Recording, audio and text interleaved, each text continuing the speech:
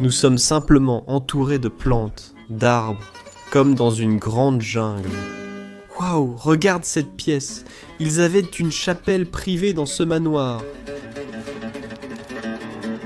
Elle te fixe droit dans les yeux. C'est probablement l'une des dernières résidentes. Ce manoir dans les montagnes espagnoles n'a pas vu de vie depuis des décennies. Aujourd'hui, j'entre à l'intérieur pour comprendre pourquoi. Vous regardez Espagne abandonnée saison 2.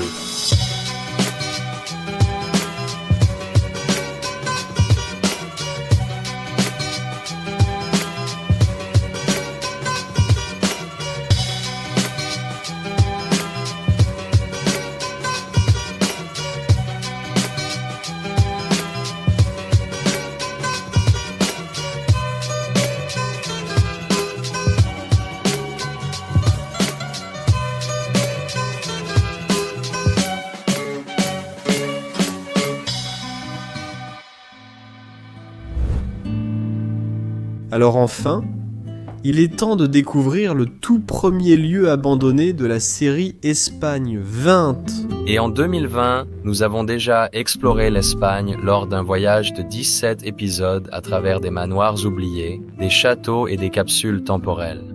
Et vous pouvez regarder la playlist complète juste ici. Mais maintenant, un nouveau chapitre commence ici. Je suis de retour en Espagne à nouveau, et nous allons commencer la série 2. Et nous allons commencer avec ce merveilleux manoir en ruine, abandonné, qui a été laissé à l'abandon autour du tournant du millénaire.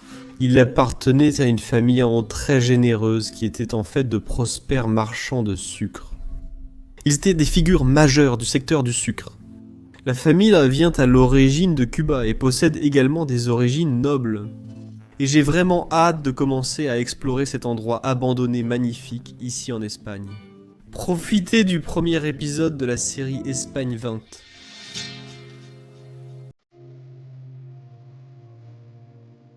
Nous sommes au rez-de-chaussée, comme vous le voyez. Derrière, nous avons leur jardin envahi qui ressemble vraiment à une jungle. Avec les années qui sont réellement passées, je vais le refermer à nouveau. C'est incroyable que ces deux cabines soient encore suspendues ici. Sur ce porte-manteau. Pardon. C'était leur entrée principale, leur couloir principal, où ils entraient dans un magnifique cadre religieux. Ici la Sainte Marie avec Jésus-Christ. Regardez simplement les plafonds ornés et tout le reste.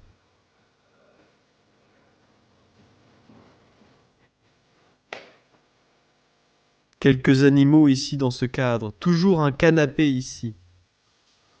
Qu'est-ce que c'est ? On dirait une chaussure, peut-être des bottes de neige. Oh, c'est le contrat pour quand ils ont acheté la maison, le contrat de vente. Sur le contrat, nous trouvons aussi un prix de 32 millions de pesetas espagnoles, ce qui correspondrait à environ 22 000 $ aujourd'hui. Et pour une maison de cette taille, ça paraît irréel, mais cela montre à quel point le monde était différent à l'époque. La famille Lady d'origine qui vivait ici était très influente dans l'industrie du sucre, et leur nom était la famille Cardaño. Cela vient d'une faculté d'une université d'une ville espagnole, de 1950 à 1916. Nous avons encore plus de paperasse qui traîne là-bas. Jetons juste un coup d'œil à ça. On dirait, oui, peut-être juste un camp scolaire, comme une photo de classe. Waouh, regarde ça. J'ai toutes les photos de la famille qui vivait là. Magnifique. Oh oui, une photo d'une première communion. Nous avons aussi des photos plus récentes ici. Je pense qu'il y a peut-être des petits-enfants. C'est probablement l'un des derniers résidents assis dans son fauteuil à l'intérieur du manoir. Et en ce moment, il est simplement laissé dans son état oublié. Assez lugubre, en effet.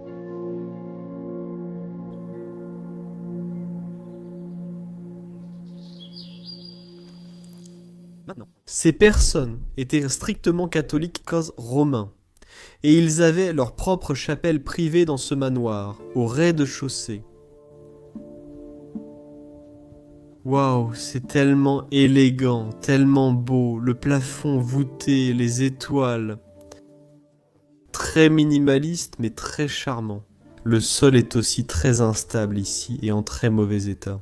Mais je vais juste vous montrer rapidement le bel extérieur, avec encore une statue religieuse qui se dresse là et l'espace qui s'étend tout autour. Nous avons des objets religieux accrochés au mur.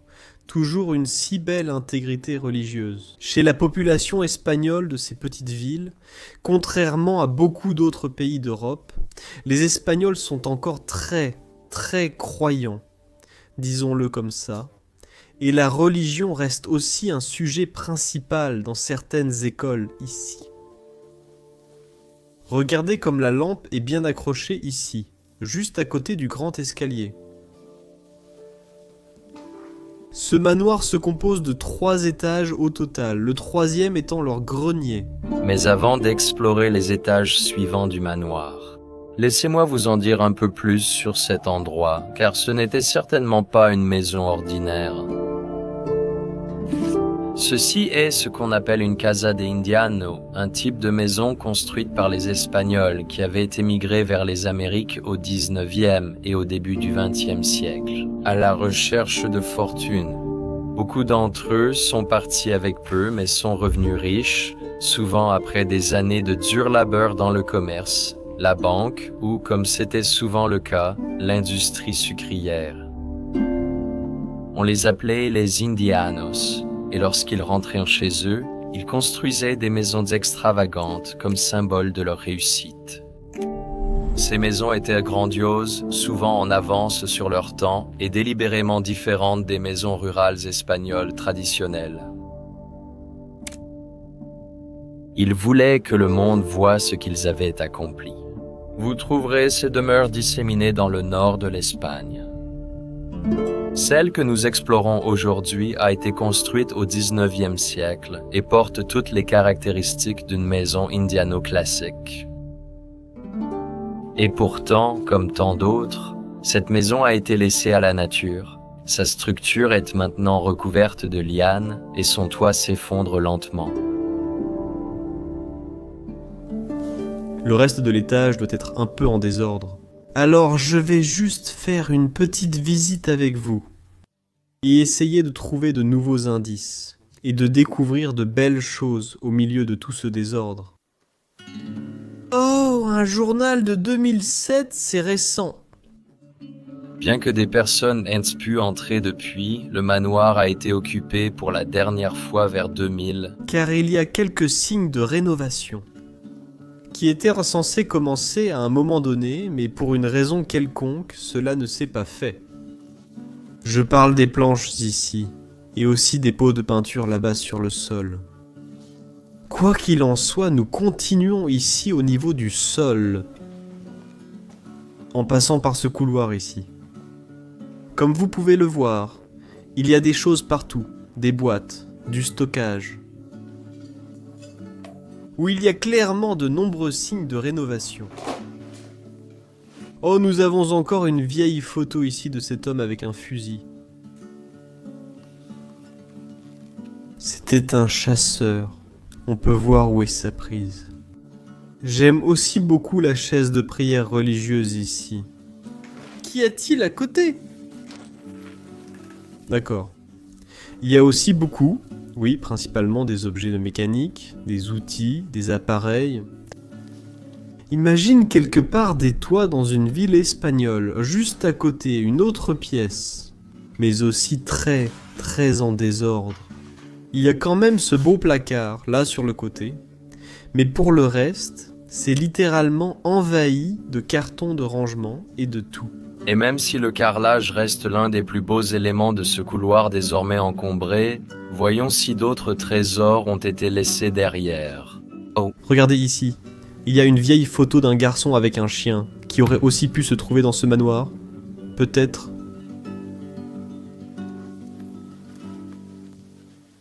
Ça. L'alcool est toujours là-dedans. Regarde ça. C'était sûrement la pièce où ils gardaient tous leurs livres. Comme je te l'ai dit, Les pièces à cet étage sont dans un assez mauvais état. Mes pièces préférées sont définitivement à l'étage supérieur. Nous allons voir qu'il y a des casques là-bas. Oh, c'était clairement leur cuisine principale. J'adore à quel point c'est traditionnel. Aussi les carreaux et le motif au sol, les carreaux sur les côtés. Typiquement espagnol.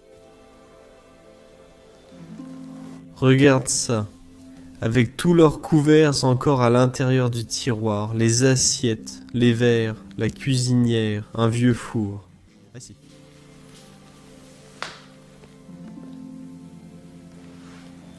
Il y a même de vieilles lettres ici, ou quelque chose comme ça. On dirait qu'ils étaient en train de noter leur arbre généalogique et les branches de la famille, tu vois? Peut-être qu'ils essayèrent de s'organiser eux-mêmes. Peut-être qu'ils l'enseignaient à leurs enfants.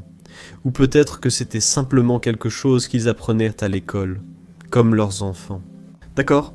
Bien, le plan que nous voyons ici rend hommage à César Balandia Gorostiza, un avocat d'une ville voisine, probablement membre de la famille qui a acheté la maison en 1976. Ils semblent avoir été les derniers résidents et ils prévoient de rénover cette propriété. C'est trop coûteux.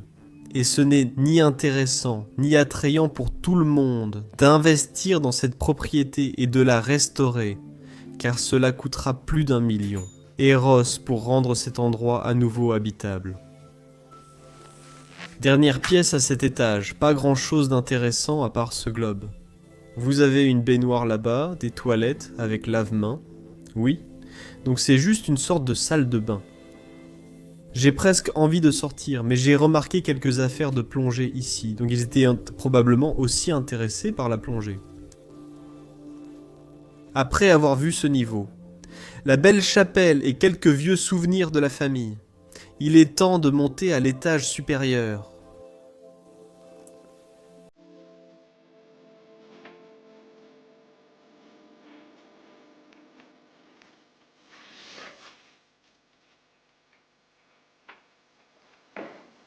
C'est beau, pourtant, de voir la décomposition et toutes ces toiles d'araignée entre les rampes. Absolument fascinant. Regarde ça. Nous entrons dans cette zone, et déjà, la conception de la porte est très unique. Tu as cette main ici. Tu pourrais frapper à la porte. Quelqu'un finirait par t'ouvrir.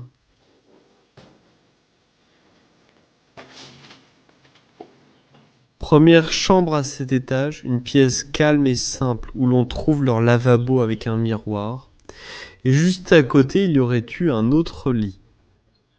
Donc peut-être que c'est ici que l'enfant dormait sous la surveillance de sa mère, peut-être de son père. Oh, regarde ça! Photo. Peut-être que c'était l'enfant qui dormait ici. Je viens de le mentionner, waouh. Il y a peut-être encore quelque chose dedans. Non, plus rien ne pend, mais c'est drôle. Regarde, on a maintenant des bâtons de bambou. Fait amusant. Pour accéder à cette propriété, nous avons dû nous frayer un chemin à travers une forêt de bambous très dense dans le jardin. Peut-être ont-ils trouvé là le matériau pour fabriquer ce qui pendait dans le hangar, dans cette armoire, juste un coup d'œil. Nous sommes simplement entourés de plantes, d'arbres, comme dans une grande jungle. Oh, mais juste à côté, je vois quelque chose que je n'ai pas encore vu. Ce n'est pas une chambre. Oh, avec 2 beaux lits. Regarde. Waouh. Le design en fer forgé est typiquement espagnol. Je suis vraiment impressionné par les détails.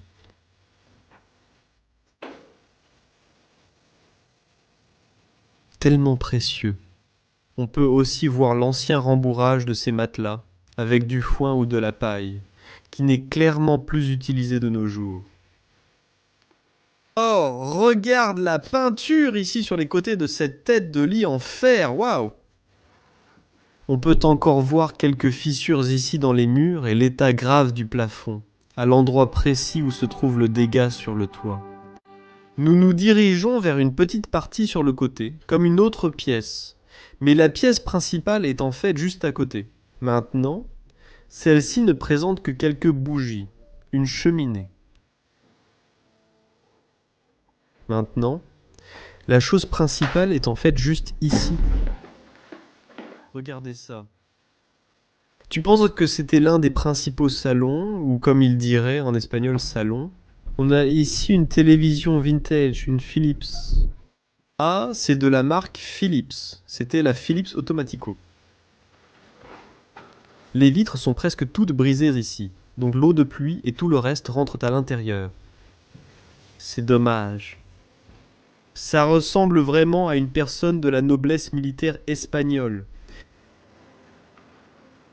Probablement l'une des personnes de la famille Cardano, une famille immense par sa taille.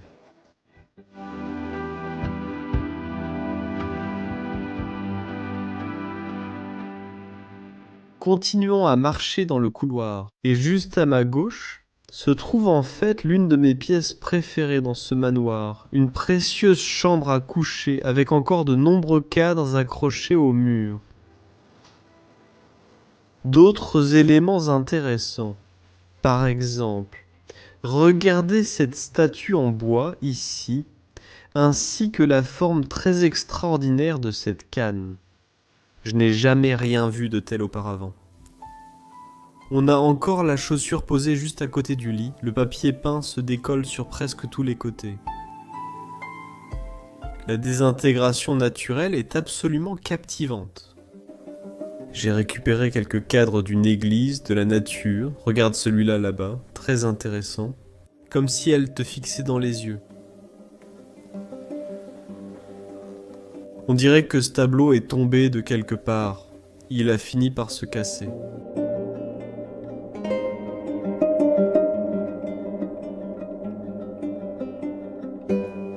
C'est intéressant de regarder aussi l'architecture. Il n'y a pas tant de détails peints en Italie, mais c'est quelque chose que j'ai déjà vu en Espagne, dans un immense palais. Et maintenant, ça me revient. Donc je pense qu'il y a clairement des éléments espagnols dans l'architecture et le design de cet endroit. Waouh, regarde cette pièce. Là, c'est unique. Je veux dire, la forme de ce lit, c'est quelque chose que je n'ai jamais vu auparavant. C'est très asymétrique. C'est aussi fou de voir comment ces racines s'entremêlent et poussent à l'intérieur de ce manoir. Il reste encore quelques vêtements là-bas. Même de petites chaussures à talons de la femme, on dirait. Regarde aussi les bûches et tout le reste. Tout cela est très intéressant, comme je te l'ai dit. Même s'il n'y a pas tant de détails, ces pièces restent très précieuses et magnifiques. Waouh, regarde ça, l'évier avec les anges. Et ici, ils avaient aussi toutes ces pièces en porcelaine, magnifiques. Et ça, c'est du vrai marbre. Des bottes sont posées ici. C'est aussi une chambre magnifique. Et veuillez noter comment le travail du bois du miroir correspond au lit en bois que nous venons de voir. Et juste ici, nous avons encore une fois le même agencement. Il y a un petit lit, donc probablement un enfant dormait là. Et la personne qui surveillait ou le parent dormait ici. Donc on peut clairement voir que plusieurs éléments reviennent. Dans certaines des pièces.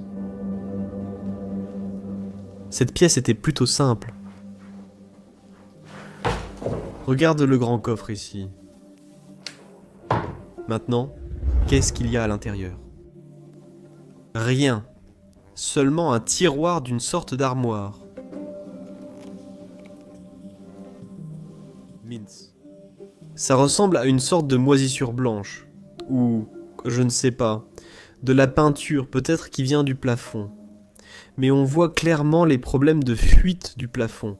Probablement que le toit est en mauvais état, assez endommagé, et avec le temps, les choses se désintègrent lentement et tombent en ruine. C'est triste de voir que cette pièce est vraiment en désordre. Je me demande si cela a été fait par des vandales, mais je le pense.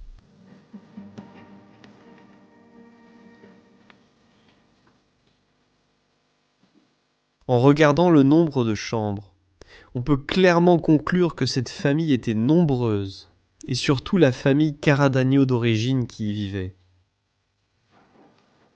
La famille se composait d'environ 7 fils ou frères, donc ça fait beaucoup de monde. Une salle de bain très spacieuse ici.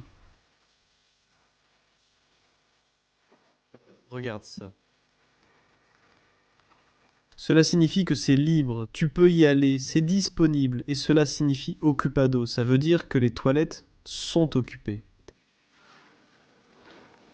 Un jour, ils ont vraiment essayé de sceller cet endroit correctement avec la plaque de fer ici aussi. Ça ressemble à une sorte de chaise de réalisateur.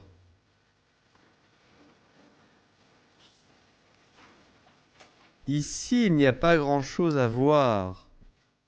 Mais les toilettes pas sont assez uniques. C'est probablement la première fois que je fais un gros plan sur des toilettes. Mais regardez avec les fleurs et tout ce qui est fait dans ce design. Maintenant, la dernière pièce à cet étage n'est pas belle. Regardez ceci.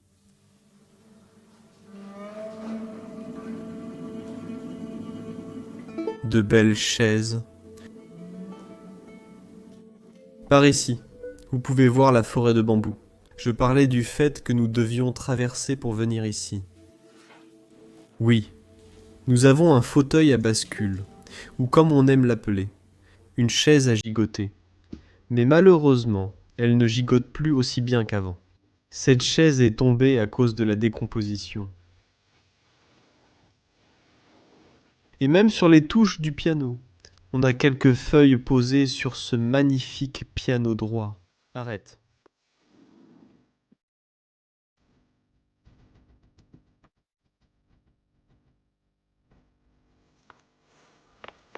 Waouh!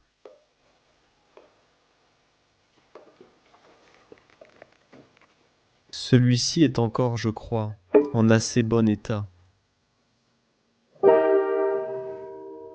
Il fonctionne toujours.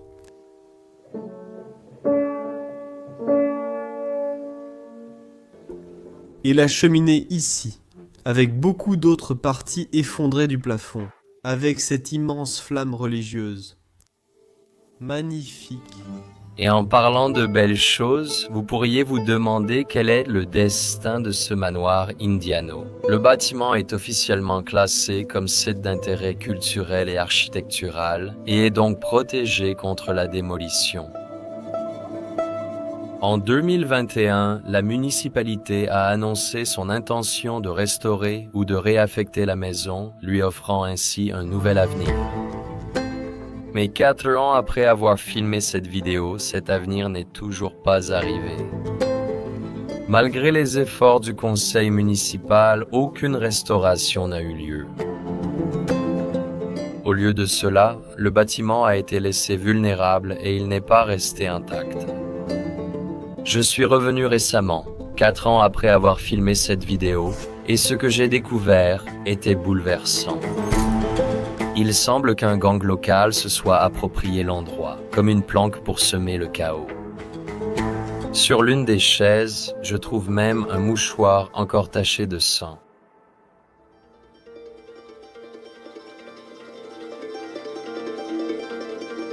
Et tout simplement comme ça.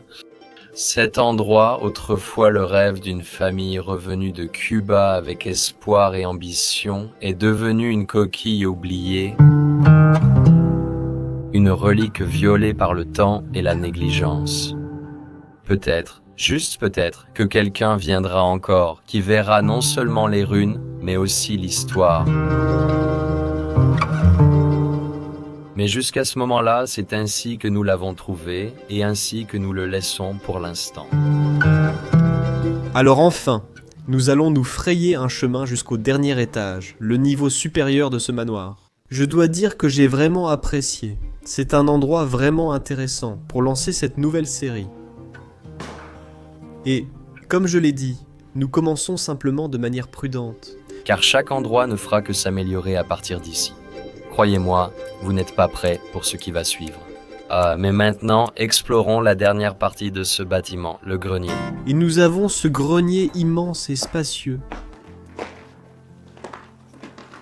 Mais en réalité, il n'y a plus grand chose à voir. C'est un immense espace vide. Donc je pense que c'est un bon moment pour conclure cette vidéo. Et oui, comme toujours, j'espère sincèrement que ça vous a plu. C'était cool d'être à nouveau en Espagne. Et je suis encore ici pour environ 10 jours. On va en profiter au maximum et créer un autre concept sympa, une toute nouvelle série. Alors je veux vous remercier d'avoir regardé la toute première vidéo de cette série. Et comme je l'ai dit, restez à l'écoute pour les prochains épisodes car ils vont être très intéressants.